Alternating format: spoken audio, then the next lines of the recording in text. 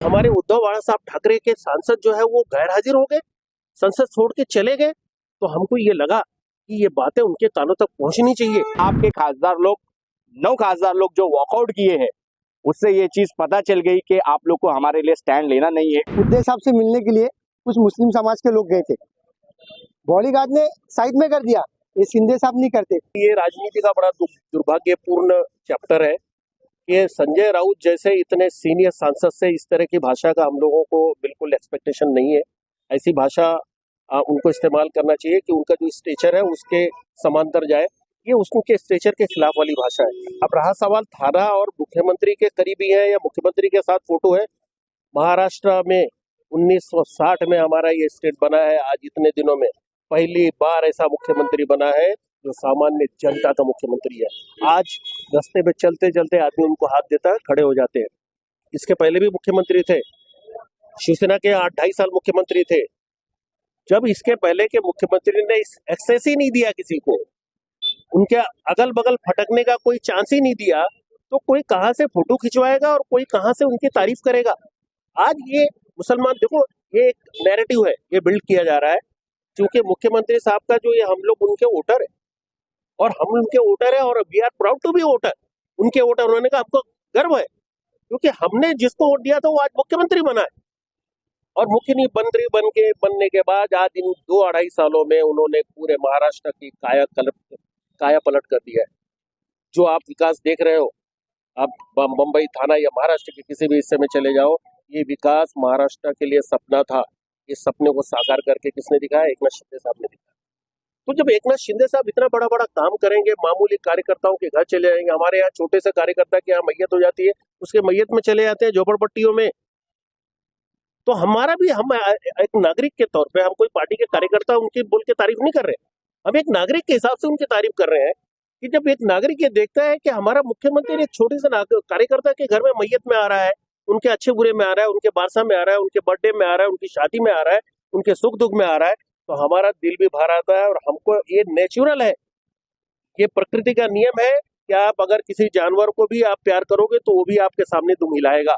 तो हम तो जिस तरीके से उन्होंने आरोप किया कि आप थाने के लोग सुपारीबाज है, जो आंदोलन करने आए थे वो सुपारीबाज थे, लेकिन क्या वजह थी आंदोलन करने की, किस वजह से आपने आंदोलन किया? देखो, हमें जब ये मालूम पड़ा कि उनके 9 सांसद, जब ये वक्फ अमेंडमेंट बिल आई है तो उस पर महाराष्ट्र विकास आघाड़ी के और इंडिया आघाड़ी के लोगों ने अपना जो भाषण शुरू किया, तो उसके विरोध में भाषण शुरू किया।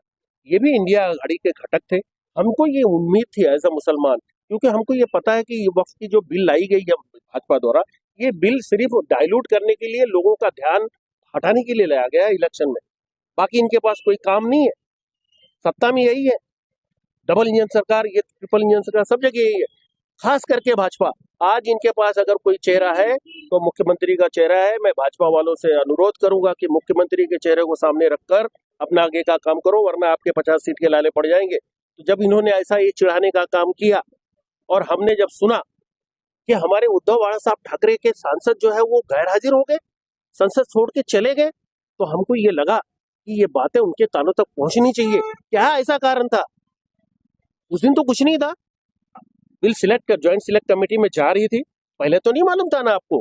ये तो जब एनडीए आघाड़ी वालों ने इस पर ऑब्जेक्शन उठाया, नीतीश कुमार की पार्टी ने, माननीय रेड्डी, वो आंध्रा की पार्टी ने जब वो उनके ऊपर ऑब्जेक्शन लिया, तब उन्होंने ज्वाइंट सिलेक्ट कमेटी में भेजा। उसके पहले इन्होंने विरोध नहीं किया। इनके 9 सांसद जाके कैंटीन में बैठ के वहां पर आराम से खाना खा रहे हैं।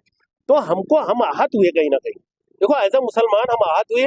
हमको ये लगा कि जब मुसलमानों ने इतना दिल से और इतना भरघोष और इतना टूट कर इनको जो है वोट दिया है, आखिरी हद तक वोट दिया है, तो फिर इनको हमारे हित में बात करनी चाहिए थी। अभी आपकी क्या मांग है? जिस तरीके से संजय राउत ने आपका फोटो दिखाकर कहा कि ये गुंडे लोग थे, उद्धव ठाकरे से क्या मांग करना चाहोगे भैया? हम सम्मानीय उद्धव साहब से बोलना चाहेंगे कि आपके जो राज्यसभा में और जो इधर लोकसभा में जो जितने भी सांसद है, ये अपनी पोजीशन क्लियर करें, भूमिका अपनी स्पष्ट करें। अगर ये इस तरह की भूमिका लेंगे तो हमारे मन में जो है ये आएगा कि हमसे गलती हो गई कहीं ना कहीं, और आगे ऐसी गलती हमें नहीं दोहरानी चाहिए। ये हमारी माननीय उद्धव साहब को हमारा निवेदन है कि आपको मुसलमानों ने प्रेम दिया है, उस प्रेम को कायम रखना नहीं रखना ये आपके हाथ में है।